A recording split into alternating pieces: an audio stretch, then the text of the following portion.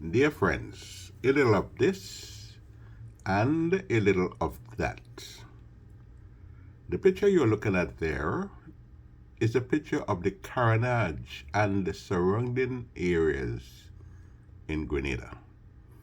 And I know that many who are residing in England and Canada, in the United States, and various other parts of the world, looking at the picture, you might just feel tempted to jump on a plane and head for the Isle of Spice.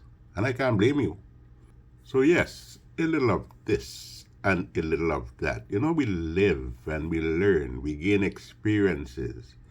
And it's not good to keep those thoughts and experiences in our heads. It is good to share it, share it. So let me begin. I will begin with meat. And it could be goat meat or beef. But while growing up in Grenada, food was not food if there was not a piece of stewed beef or curried goat on the plate. Yes, we had our vegetables and the ground provisions, but a piece of meat had to be on the plate. And no one cleaned the plate like a bully. You had to leave a little something on the plate. That was called good table manners. In those days, Sunday meal was a special meal. There were people you couldn't give them logo and fig on a Sunday, except on the side of the plate, but not a main meal. It is a little different now for many people. With all the bad publicity meat received over the years, and in many instances justifiably so, and many people are now claiming to be vegetarians. So there are people who are very careful about devouring flesh their palates yearned after years ago. Well, except for my Rasta friend who hides and eat pork. The man say he eating pork, but once at a barbecue, he saw pork and felt like having it. It tempted him. So what do you think he did? He took aluminum foil and he shaped the aluminum foil like a fish. And he placed the piece of pork in it and pretended it was fish he was eating. But I saw him. Now some of us still like a nice piece of beef decorating a plate. But there are those who are contented to just leave it alone. On many occasions, I have eaten food without meat these days, but years ago, boy, I wanted that piece of meat on the side of my plate. And many people usually left it for the last. You eat it last. Now, a few times while I was growing up, I lost my meat when someone bent on taking it, swayed my attention, distracted me on the plate. I was devouring the food on the plate. They distracted me by saying something like, "Look at Blackbird." Boy, look. And you know what? My meat disappeared from my plate. Now to the earplug, the headphones that people put in their ears to listen to music, etc. Now, years ago, if you saw somebody walking on the street and talking loudly to himself or herself, well, you would have dismissed that individual as a mad person fit to be placed in what was called the crazy house. Well, these days we have something called the house for the mentally challenged, political correctness, an age of political correctness. The people years ago didn't have the political correctness, so they used to use words like lunatic asylum and words like that. But things have changed in time. And technology also changed the type of thinking. For we see people with their smartphones and the iPhones attach earpieces, laughing loudly and carrying on all the time. Some even dance. It is not unusual to see somebody in the middle of the street dancing with a earplug in the ears, having fun. One man on Church Avenue in Brooklyn, boy, he was talking loudly. I look around thinking the man was talking to me. But he was only chatting up a storm with someone perhaps in a far distant land. So yes, there are people who love the smart and iPhone so much that they sit in the same house and talk to each other, despite the fact that they are in such close proximity with each other. Times have actually changed. And when you go on the subway, nobody's looking at any neighbor or somebody sitting close by. Everybody is looking at a smartphone or iPhone. Times have changed. Now to you parents.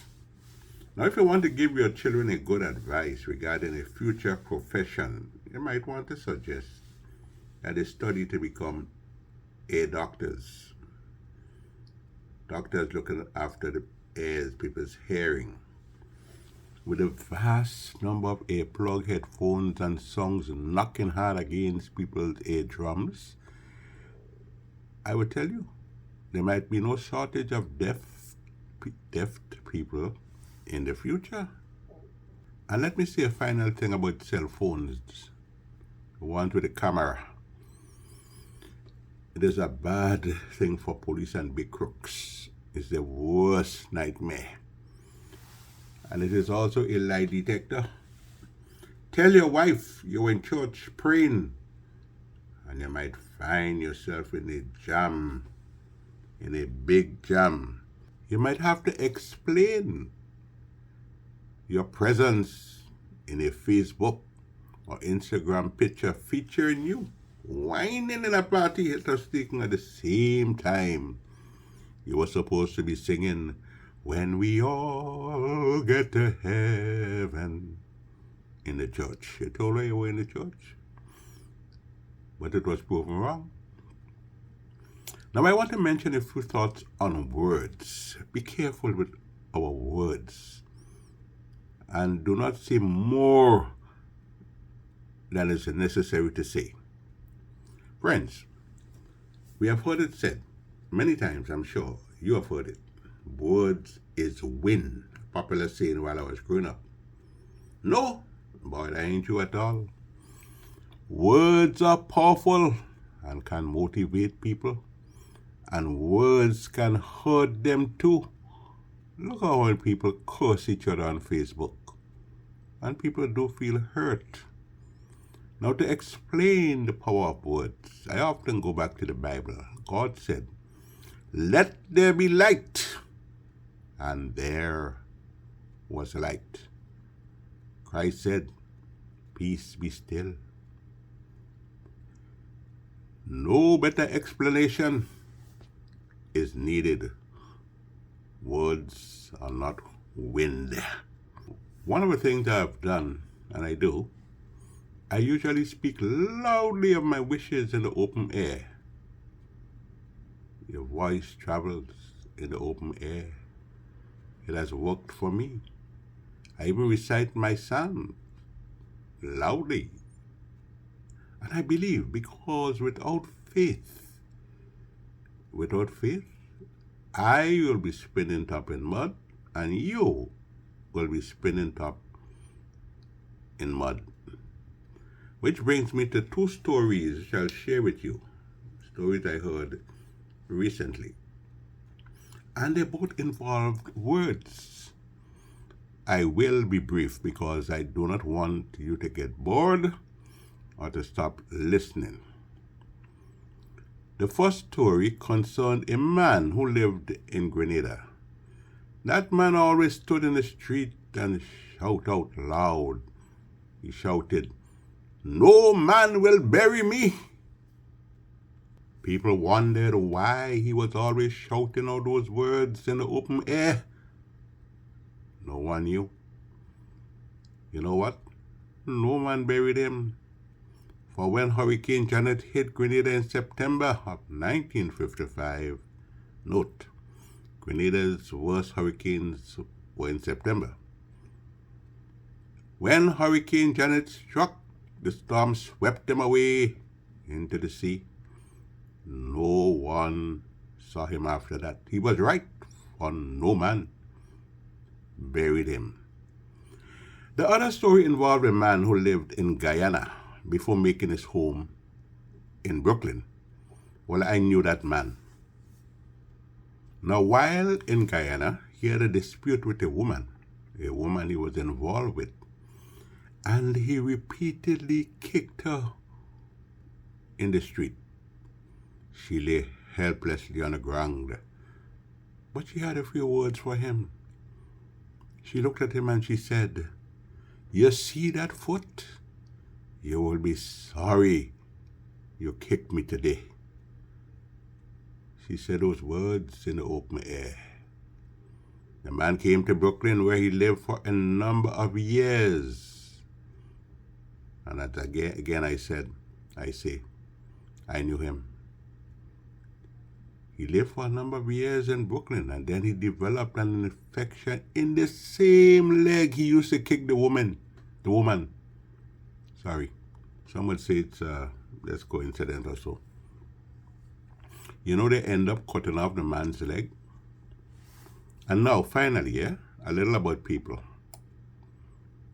If you take notes on the goodness of people, you will realize that there are many kind-hearted people you have met and I have met, people who will go the extra mile to be your friend when misfortune knocks you down.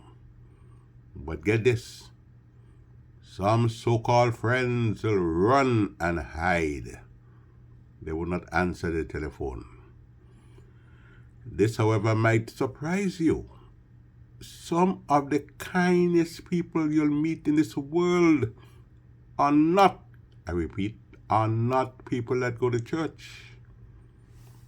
So in those individuals, the love of God also exists.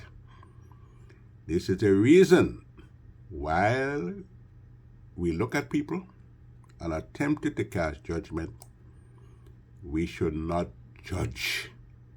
Leave judgment to the Almighty God. Now take all of this for what it is worth and have a peaceful night. Anthony Wendell Driggs. God bless you all.